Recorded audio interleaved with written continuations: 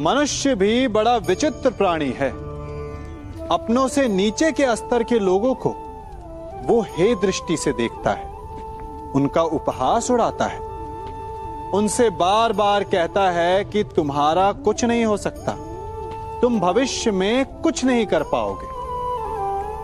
जब मनुष्य के पास धन, संपत्ति, मान होता है तो वो दूसरों का आदर नहीं करता, परंतु वो एक बात भूल जाता है कि उससे भी अधिक शक्तिशाली कोई अस्तित्व में है, और वो है समय, काल। काल अपना चक्र कब बदलेगा ये कोई नहीं जानता। समय अपनी करवट कब लेगा ये कोई नहीं जानता। कोयला भी समय के साथ साथ हीरे में परिवर्तित हो जाता है। इसलिए जीवन में कभी भी किसी का भी उपहास नहीं उड़ाना चाहिए।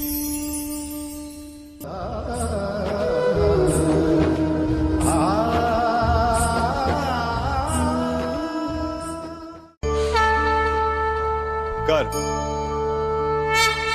अभिमान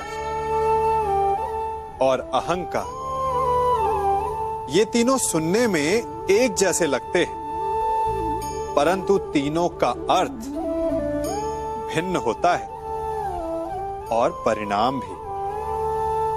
तीनों का आरंभ प्रेम से होता है। स्वयं से प्रेम, परिश्रम हमारे मन में गर्व को जन्म देता है और सफलता अभिमान जगाती है। यहां तक ठीक है, परंतु जब ये भावना अहंकार बन जाती है तब वो समस्या बन जाती है, क्योंकि सबसे बुरा अंत अहंकारी का ही होता है। परंतु मनुष्य के लिए पहेली यही है कि पहचाना कैसे जाए कि अहंकार जग गया है और उसका दमन आवश्यक है। इसका उत्तर मैं नहीं, आपका मन देगा। जब तक आप स्वयं से प्रसन्न हैं, जब तक आप सबसे ऊंचा उठने का प्रयास कर रहे हैं, तब तक ठीक है।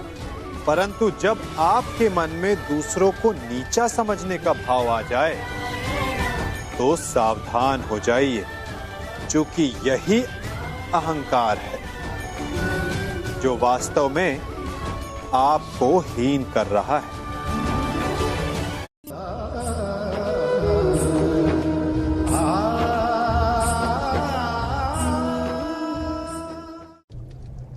हमारा शरीर प्रकृति का एक महान आविष्कार है। इससे जटिल संरचना संसार में और कोई नहीं। हमारा शरीर जितना जटिल है, यदि इसे ठीक से जाना जाए तो इससे अधिक सरल ज्ञान देने वाला और कोई नहीं। हमारे शरीर में पंच इंद्रियां होती हैं जो हमें भाव, गुण और वस्तुओं का बोध कराती हैं। हमारे पास आंखें हैं, नाक है, स्पर्श के लिए त्वचा है, कान है और जीभा है। सबका भिन्न भिन्न कार्य है। आंखों से देखना, कानों से सुनना, नथनों से श्वास लेना, त्वचा से स्पर्श करना और जीभा से स्वाद लेना। परंतु क्या आपने कभी सोचा कि प्रकृति ने हमें 2 आंखें दी, 2 नथने दी, 2 कान दी, स्पर्श के लिए ये पूरा शरीर दिया, परंतु जीभा केवल 1 दी? ऐसा क्यों? क्योंकि प्रकृति चाहती है कि हम देखें अधिक, सुने अधिक और ज्ञान अधिक अर्जित करें, बोले कम। क्योंकि अधिक वाचाल नाश को निमंत्रण देता है। स्मरण रखिएगा।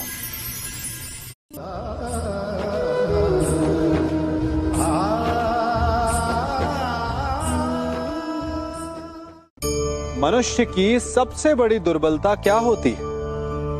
सोचिए। धन, प्रेम, अहंकार। मनुष्य की सबसे बड़ी दुर्बलता होती है उसके रहस्य। चाहे आप कितने भी शक्तिशाली क्यों ना हो, कितने भी प्रबल क्यों ना हो, परंतु उसके रहस्य उसके नाश की चाबी होती है। इसलिए यदि प्रबल रहना है, शक्तिशाली रहना है, समर्थ रहना है, तो अपने रहस्य को किसी को भी ना बताएं, ना मित्र को और ना ही शत्रु को, क्योंकि समय पड़ने पर कब कौन शत्रु हो जाए ऐसा कहना संभव नहीं। विभीषण को रावण के अमृत कुंड का ज्ञात था, इसीलिए प्रभु श्री राम रावण का वध करने में सफल हो सके। इसलिए उचित यही है कि आप अपने रहस्य को स्वयं तक ही सीमित रखें।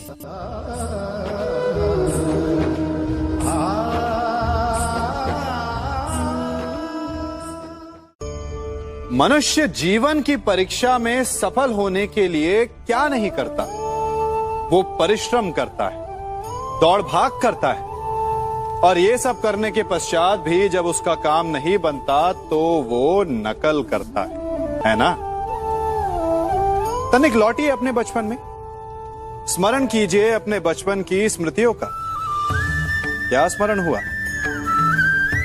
विद्यालय में जब आप परीक्षा देने जाते थे तो क्या होता था? आप ना सहे, परंतु कोई ना कोई सफलता पाने के लिए नकल करता ही था और उत्तीर्ण भी हो जाता था, है ना? परंतु जीवन की परीक्षा ऐसी नहीं होती। नकल करने वाला सफल नहीं होता। कारण विद्यालय में सबके प्रश्न पत्र एक होते थे, परंतु जीवन के प्रश्न पत्र और उनकी कठिनाई सबके लिए भिन्न होती, तो निश्चित रूप से उनके उत्तर भी भिन्न होंगे ना। इसलिए यदि आपको जीवन में सफलता पानी है तो नकल ना कीजिए, स्वयं के प्रश्नों का उत्तर स्वयं ढूंढिए और सफलता आपकी ही होगी।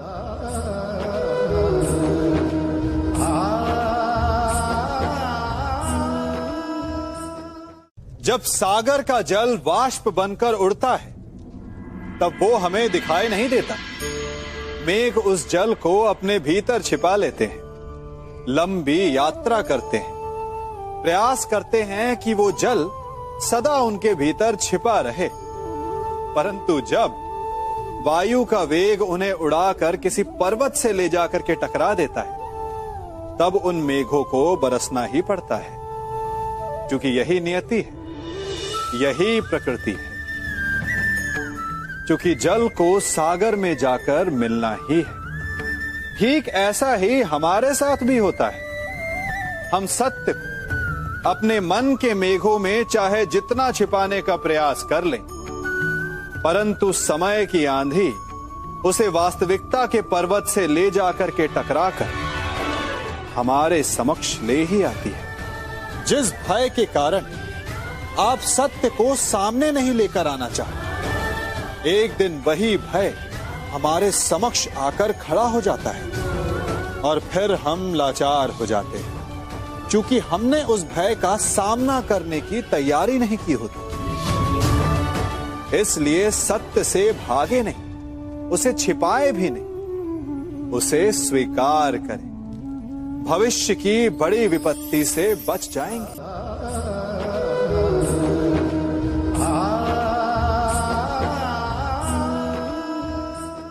कभी कभी आप सबके जीवन में एक ऐसी विचित्र समस्या अवश्य आती है कि शक्तिशाली के समक्ष मौन हो जाए।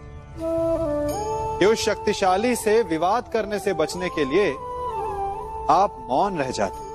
मानता हूं, ऐसा करने से आप एक विवाद से बच जाते, एक संघर्ष से बच जाते, परंतु ऐसा बचाव एक बड़े संघर्ष को जन्म दे देता है। कैसे? हमारा मौन रहना अनजाने में उसका समर्थन बन जाता है और वो स्वयं को अधिक शक्तिशाली अनुभव करता है, और यहां से हमारा दमन प्रारंभ हो जाता है। एक के बाद एक हम अन्याय में अनचाहे रूप से सम्मिलित होते चले जाते। तो इसका तोड़ क्या है? ये समझने के लिए ये जानना आवश्यक है कि ऐसी कौन सी बात है जो आपको विरोध करने से रोकती है। ये सामने वाले की शक्ति नहीं जो आपको रोकती है, या आपके भीतर छिपा भय है जो आपको रोकता है। हाँ, कभी कभी भय आपकी सुरक्षा अवश्य कर सकता है, परंतु साथ साथ ये भी जानना आवश्यक है कि ये भय ही है जो आपको मौन भी रखता है।